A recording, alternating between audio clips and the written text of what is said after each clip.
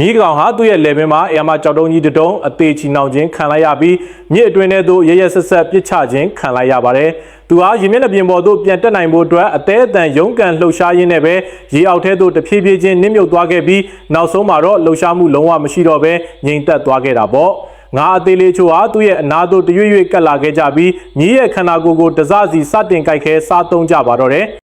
မြေကမ်းနားမှာတော့မြေကိုပြစ်ချခဲ့တဲ့လူတစုဟာအဲ့ဒီမြင်ကွင်းကိုဘာစကားမှမပြောဘဲငြိမ်သက်စွာနဲ့စိုက်ကြည့်နေခဲ့ကြတာပေါ့။အဲ့ဒီအချိန်မှာတယောက်သောသူကရေထဲမှာရေမနစ်အောင်အသေးအတန်ရုန်းကန်နေရတဲ့ကောင်လေးတယောက်ရှိနေတာကိုရုတ်တရက်သတိထားမိသွားခဲ့ပါတယ်။သူတို့တွေကကောင်လေးကိုကုန်းပေါ်သို့ပြန်လာဖို့အတွက်လှမ်းပြီးအော်ဟစ်အချက်ပြခဲ့ကြပေမဲ့လည်းကောင်လေးကတော့သူတို့ရဲ့အော်ဒန်တွေကိုလုံးဝလစ်လျူရှုထားခဲ့ပြီးရှေ့သို့ဆက်လက်ကူးခတ်ရင်းနဲ့ပဲသူတို့အားလုံးကိုနှုတ်ဆက်တဲ့အနေနဲ့လက်လန်းပြလိုက်တာပေါ့။သို့တော်လည်း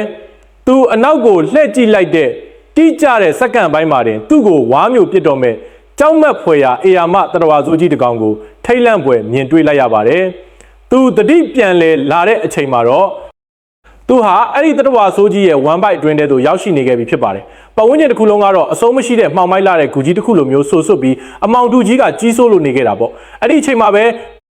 လူမျက်နှာပေါက်နေတဲ့ထူဆန်းလာတဲ့ငါးတစ်ကောင်ဟာသူ့ရဲ့အနာသို့တရွေ့ရွေ့ချင်းကပ်လာခဲ့ပါတယ်။အဲ့ဒီငါးဟာညင်သားစွာကတ်လာပြီးမင်းလိုကောင်လေးတယောက်ကဒီနေရာမှာဘာလာလုပ်နေတာလဲဆိုပြီးလှမ်းမေးလိုက်တာပေါ့။ကောင်လေးကတော့အလွန်အမင်းထိတ်လန့်ကြောက်ရွံ့နေခဲ့တာကြောင့်ဘာစကားတစ်ခွန်းမှပြန်မပြောနိုင်ပဲငြိမ်သက်လို့နေခဲ့ပါတယ်။အဲ့ဒီငါးကကောင်လေးကိုစိုက်ကြည့်ပြီးသူကိုယ်တိုင်လည်းလွန်ခဲ့တဲ့အချိန်တွေကတာမန်လူသားတယောက်ဖြစ်ခဲ့ဘူးကြောင်းဒါပေမဲ့ဒီဝမ်ဘိုက်ထဲမှာပိတ်မိနေတာကြာမြင့်သွားခဲ့တဲ့အတွက်ကြောင့်သူ့ရဲ့ခန္ဓာကိုယ်ကအခုလိုမျိုးငါးအသွင်ပြောင်းလဲသွားခဲ့ရတာဖြစ်ကြောင်းအမှန်တရားကိုဖွင့်ဟပြောပြလိုက်တာပေါ့။ကောင်လေးတယောက်သူ့ရဲ့မျှော်လင့်ချက်တွေအားလုံးပြတ်သုံးလူနီးပါးဖြစ်နေတဲ့အကြက်အတဲမှာတင်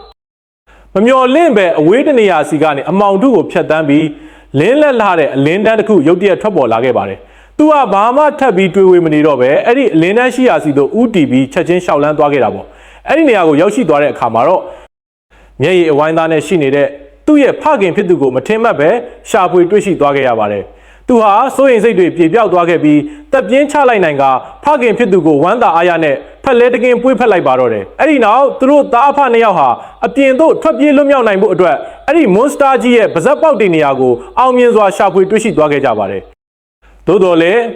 သူတို့အရှိမရင်ဆိုင်ရမယ့်အကြီးမားဆုံးပြဿနာတစ်ခုကတော့သူ့ရဲ့ဖခင်ဖြစ်သူဟာရေကူးလုံးဝမတက်တာပဲဖြစ်ပါတော့တယ်။